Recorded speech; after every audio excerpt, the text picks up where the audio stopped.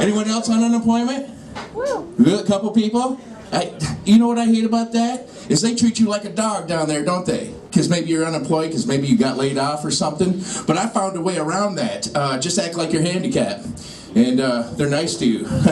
I put my arm up in my sleeve when I went in there, like I only had one arm. I walked up to the lady, I said, I'm looking for some work.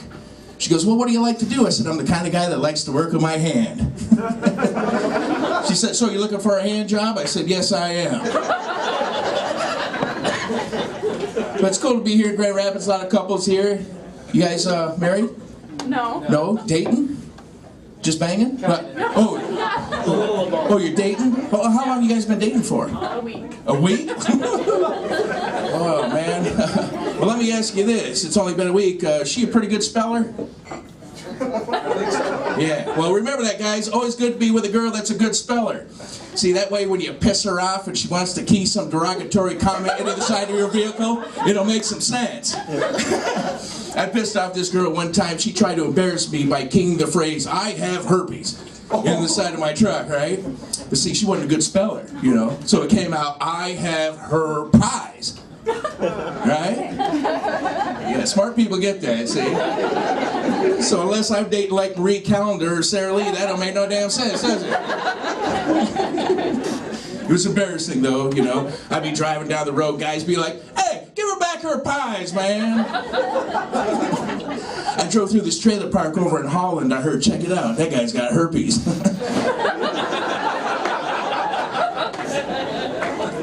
That's cool. I'm married. Actually, I'm on my second marriage. I was married once before, and back in Thanksgiving, I ran into my ex-wife.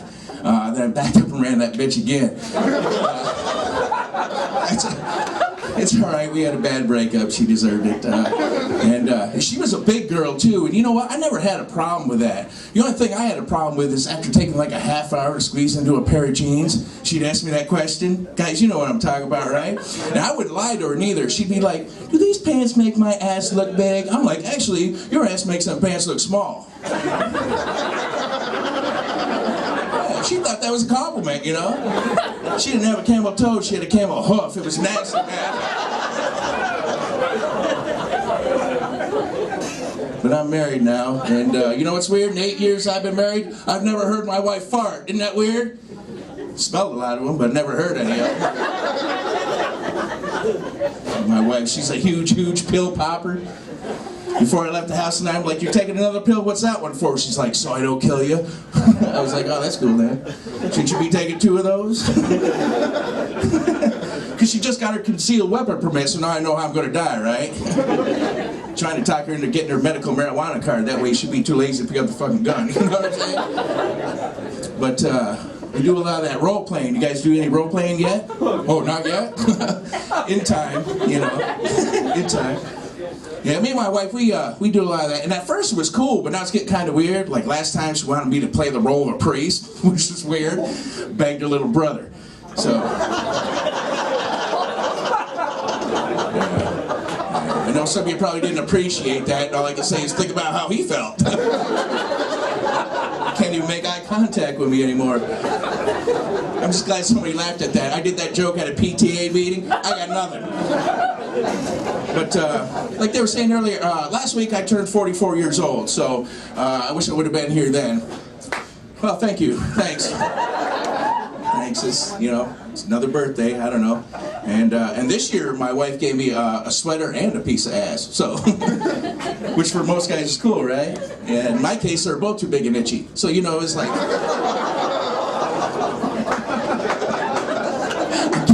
I'm kidding. The sweater fit fine. But I'm starting to pay attention to a lot of them pharmaceutical commercials that they got out. Like if you had any changes urinating, anyone? Just me? All right, that's cool. That's cool. I have. When I was younger, I used to piss like a power washer, but these days it's more like a spot for your rinse, right? So what they tell you to do is get your prostate checked. Anyone have to do that, sir? No? Oh, you don't mind if I borrow this, right? I had to get my prostate checked. I don't know if you guys know what happens, right? But I had kind of an awkward moment. You know, you got to go in the office, right? And that doctor walks in. He's got that rubber glove. He starts really stretching out the index finger on it, you know, like he's going to blow it up, make me a balloon animal or something.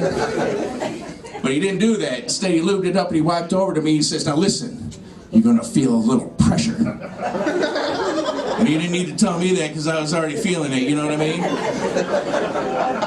So he sticks his finger up there, he does whatever he's got to do, right? He goes to pull his finger out, but the finger of the glove stayed up in there. And his whole hand came out, and it snapped back and slapped me around my ass, right? So there I was, bent over a table, pants around my ankles with a rubber glove hanging out of my ass.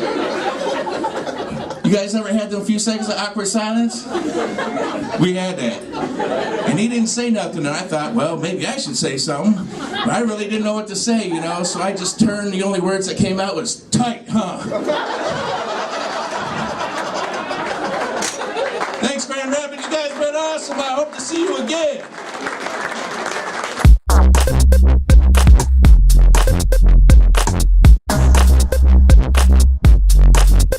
I have kids, and the other day I had to go to a talent show at my kid's school. You ever been to a kid's talent show? It is a lot like karaoke, isn't it? A kid's talent show's just like karaoke because they are both only fun if you're drunk. That's a little parenting tip for you. Out where I live in Cleveland, I don't think they had a very good talent show at that school because there was not a single Oriental kid playing the violin. I mean, come on now. I told that stupid joke to a friend of mine and he corrected me. He said, "You don't call people Oriental anymore. People are Asians. Rugs are Oriental." And I was thinking, because my wife's from Japan and she doesn't wax. So technically both still apply. In fact, I am proposing here today that from now on we refer to the opposite of a Brazilian as an Oriental. Thank you. As a child of the 70s, I will also accept throwback jersey. Anyone? Okay, fair enough. Out in Cleveland, I teach. That's how I can afford trips to Grand Rapids to do comedy for 8 minutes. And Newt Gingrich was on television complaining about teachers last week. And don't worry, this ain't real political, but I'll tell you what he said. He was complaining that young conservative college students can't speak up in class because their liberal commie college professors might punish them. And I can assure you and Newt Gingrich, I've been teaching college classes for about 20 years. And I am a liberal commie college professor. Not me, not any teacher I know is going to punish a student just for expressing conservative ideas in class. In fact, if any of my students were to express any ideas whatsoever, it would be a cause for celebration. I would go straight home. "Honey, guess what? One of my students spoke. He had an idea. Let's break out the good wine." And I do drink wine at home, but only when I'm grading papers. If you had to work your way through a stack of freshman essays, you know exactly what I'm talking about. Unfortunately for my students, I'm an angry drunk. By the end of the night, I'm just so bitter and twisted and jaded, it's like, "We're not using gamma, dickhead!" I pass out, half naked, drooling on the papers. All right. That's experience. I'm going to tell you one more quick stupid joke. I like to end on this because I think it shows the generation gap. Because I have a 13-year-old son. And if you could see his bedroom, you'd see the difference. Because when I was 13 years old, I used to have a poster of Farrah Fawcett. You know the one with the nipples, right? Young guys, Google that. You'll be glad you did. I had a poster of Farrah Fawcett. Right now, my 13-year-old son in his bedroom has a poster of Pikachu. Pikachu. I am not even quite sure what Pikachu is. And I can only hope he is not using it for the same purpose I used Farrah Fawcett. All right, my name's Jerry Jaffe. Thank you very much.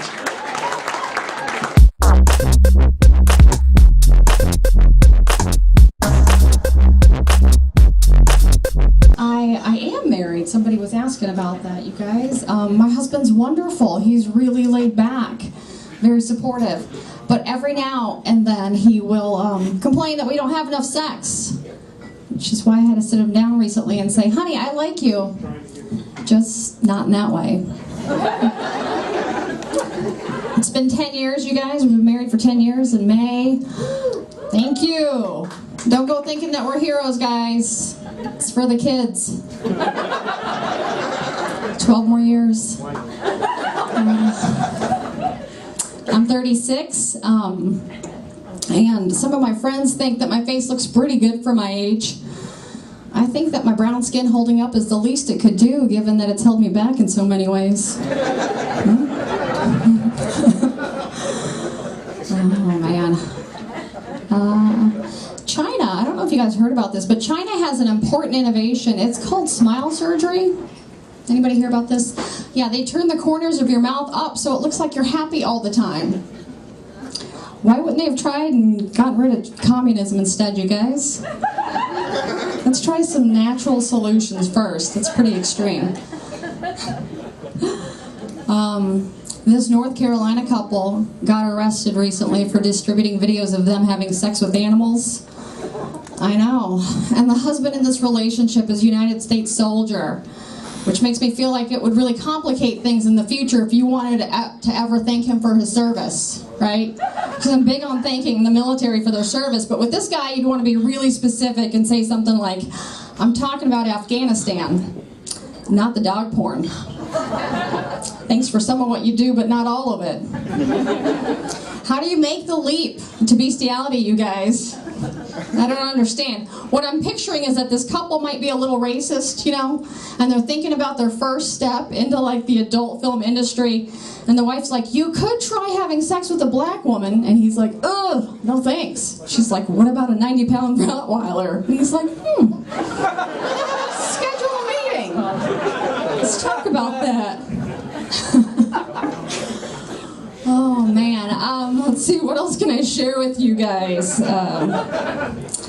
Do you all remember being really young and hormonal and hearing adults talk about sex a lot? It was really vague and it was kind of like in secret corners. You were like 8 to 10 years of age, didn't really understand anything about sex, but you were intrigued and excited to do it one day.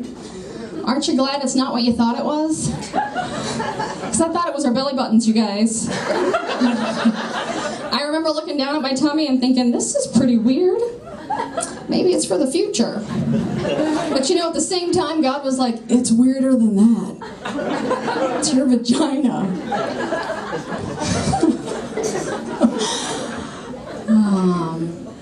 I have some really great girlfriends in my circle of friends, and we have really interesting philosophical discussions from time to time. But I gotta say that I'm going to disagree with them on this next point. They were talking about emotional affairs and how emotional affairs are just as bad as physical affairs. Bullshit, right? And then one girl was like, I'm going to raise the bar here and say that emotional affairs are worse than physical affairs because there's that spiritual connection between your spouse and whoever that woman is. I think that's so crazy, you guys. In fact, I invite all women here this evening to feel free to get lost in my husband's eyes for hours, okay? Just don't sit on his face. I don't care if you meet secretly once a month and share a milkshake in a diner through the same straw. I draw the line at face sitting, guys. That's all there is to say about that. Facebook makes me sad. Anytime I log in to get updates on the many wonderful white women I've known throughout the years. You know, girls I roomed with in college, waited tables with in grad school. Well, their photo updates these days really lack diversity. What I'm saying is that no one got another black friend to replace me when I left their groups. Were they glad to see me go? You know, some of them are like, mark that black friend shit off my bucket list. It's time to climb Mount Everest. Let's do that instead. I am a mother, you guys. I got 2 kids that I know of. One of my daughters complains that my husband and I argue too much. She's like, I wish you two liked each other better. I wish you two liked each other better. And I was like, oh, honey, you have to know that if this marriage falls apart, it's entirely your fault. Dad and I got along going great before you arrived. Things got even worse when your sister showed up. So don't pretend to know anything besides the ending of Charlotte's Web. Okay?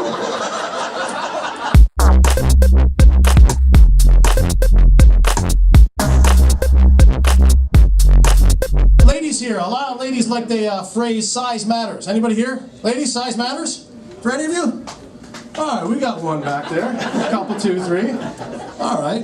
Well, for those two ladies here who like to make the rest of us feel, you know, insecure about our size of our penis, if you're gonna say size matters, you better have the world's most perfect vagina. All right. I went down on this girl whose labia was so big, I thought I was getting a facial massage from a midget with wet hands. All right. Seriously, it's hard enough to find the clitoris as it is without having to pretend I'm trying to learn to play the accordion for decent sex. And if you don't shave those beer cooler flaps, holy shit! I feel like I'm fucking a dead hippie's head with a gunshot wound.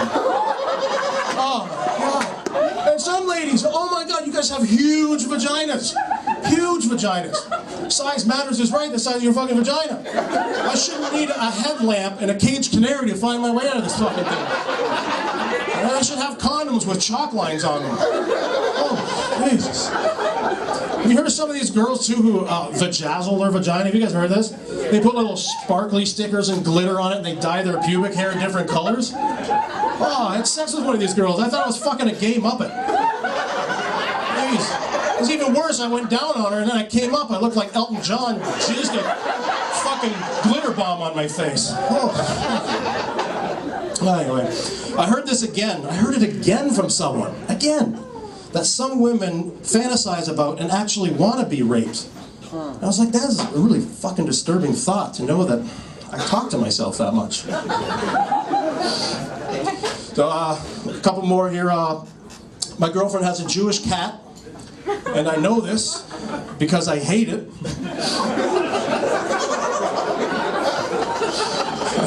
I just kidding. That's kind of mean. I don't hate cats. It's the last one here. I got my girlfriend. Unfortunately, she has bulimia, and bulimia is a disease where people take their finger and stick it down their throat and throw up all their food. And this was traumatic, especially for me, because apparently the size of my penis hit too close to home for her. It was gut-wrenching, is what I'm saying. I'm Jamie Bradford. Thank you, everybody. Appreciate it.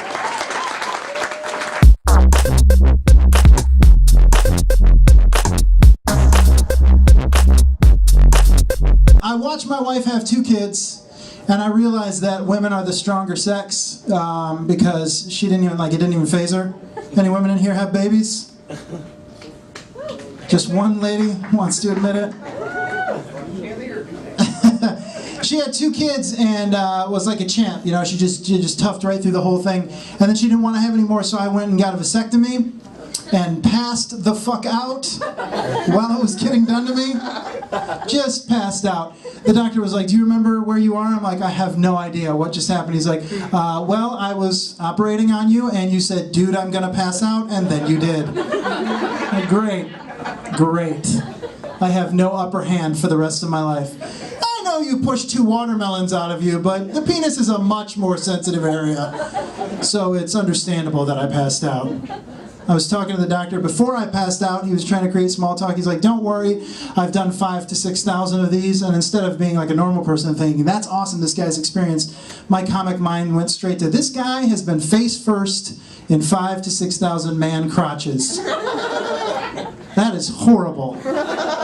That's like telling people you have a job when really you just take out the trash every day at your house. Can you imagine being a doctor and working on dude crotch for your entire life? I mean, I went in there and I tried to clean up for him a little bit. I shaved, I primed, I vajazzled. I did everything I could to make it look good because I didn't want to get judged by this guy. But you know there's some guys that just go in there raw dog. They don't care. It's like another trip to the dentist for them. That guy has to have seen some pubic hair that just looked like a forest fire. Just parting it and putting barrettes in it so he could get to what he needed to operate on. I mean, it's happened, you guys. It's happened. You guys remember when you were sick and your mom would take care of you when you were younger? No? Most of your moms just gave you a knife and a survival guide and said, go out and live. I don't see a lot of people look like Bear Grylls in here, you guys. Your mothers took care of you. You were sick, they gave you a cold washcloth, they gave you a bowl to puke in, didn't they? Yes, they did. That's right, good mothers. No, bad mothers, because that bowl was the same bowl as the goddamn popcorn bowl, wasn't it? Oh, shit, yeah, it was. Half the audience is realizing that now. Oh my God, it was! Every mother does the same thing when they get caught. I washed it, don't worry about it. I said to my mom one year, I'm like, yeah, I washed my ass this morning too, but nobody's eating popcorn out of that, are they, Mom? Yeah. That's brutal. Ours was a white tin bowl with a red ring around it, hung right under the phone. The real phone, the one with the cord that my mom would choke me with when she wasn't beating me with the Electrolux vacuum extension pipes. I don't know what the hell I'm talking about. Like I said earlier, women are the stronger sex. They are the stronger sex, but they are not the smarter sex. I'm sorry, ladies. I'm sorry. You don't talk with nouns. How many guys have been in this situation? Honey, can you get me the thing from the thing in the room? Yeah. Can you narrow it down? One noun. Just give me one noun to get started with. Hammer, house, AIDS. I don't care. Give me some kind of describer. I need it. People give out marriage advice. The only marriage advice I give people when I find out they're getting married is this. Listen, man, they may sound like questions, they may be asking them like questions, but they are not questions. They are demands, and you are to do them immediately. Every girl will ask you something like, can you take out the trash? I'm like, sure, I'll take out the trash when I'm... No! Okay. I didn't know your mouth opened and another smaller alien mouth came out. I'll go take the trash out. I hate that. I do not like giving out marriage advice at all, though, and I'll finish on this because I feel like people that do give out marriage advice, always when they do, like right after they go, you say, how long have you been married? And they're like, I'm divorced. Like, oh yeah, thanks for that advice, asshole. It's like getting advice from the kid in 3rd grade who gets out first in dodgeball. Don't get hit! Catch it! So we can all come back in! It's like, shut up, Timmy, your face is a ball magnet. That's why you're out here and I'm still in the game. Guess what I'm saying is marriage is a lot like dodgeball. If you don't pay attention, balls will hit you in the face. Thank you. My wife hates that joke. Like, whose balls? Your balls? They're not sneaking up on anybody. I'm gonna smell them, see them from a mile away, buddy. You guys are making that sexual. I keep dodgeballs in the house, and I just throw them at my wife at random times. She's bringing in dinner. Pop! She's like, what the hell's your problem? I'm like, don't talk, you're out. Those are the rules. You guys have been fun. Thank you very much. My name is Ben Wilkie. Thanks for coming out tonight, guys.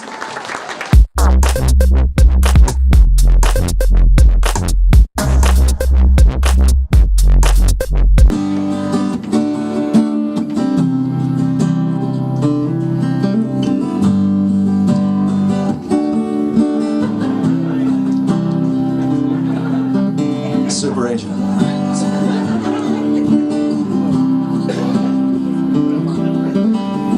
I remember the day I met you. What a glorious day. You had 5,432 things to say. Something women talk too much.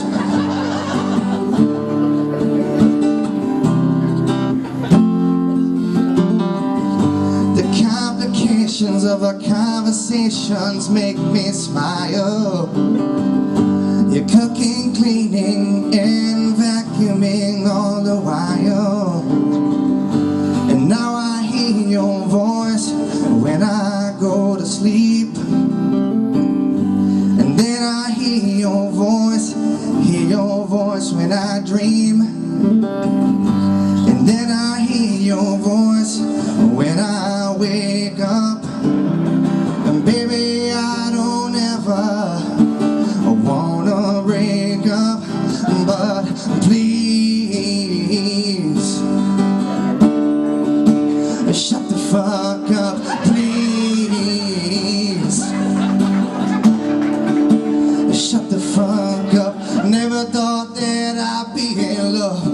after being shot by Cupid. I don't wanna hear your fucking voice, 'cause women sound so stupid. I said please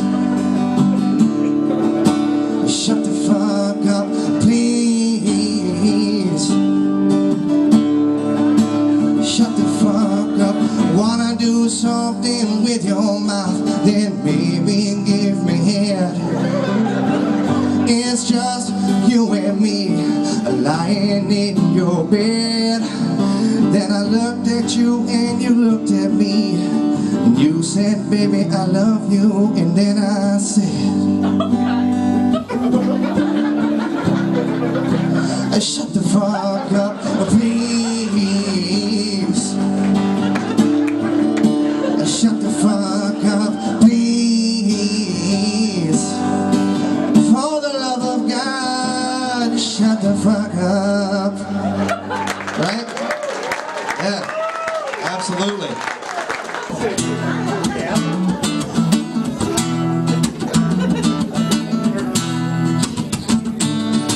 Baby, when I tell you to exercise, it don't mean I don't like your size. Baby, when I tell you to run outside, it don't mean I don't like your thighs. Baby, when I tell you to exercise, I don't mean I don't like your size. When I tell you to run in place, it don't mean I think you got fat on your face. I just love it when your titties collide. I love it when your titties collide.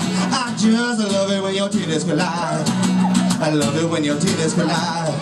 When a left is a right and a right is a left, my eyes open wide and your penis gets erect. I just love it when your titties collide. I love it when your titties collide. Do you remember when Pamela Lee ran along the ocean?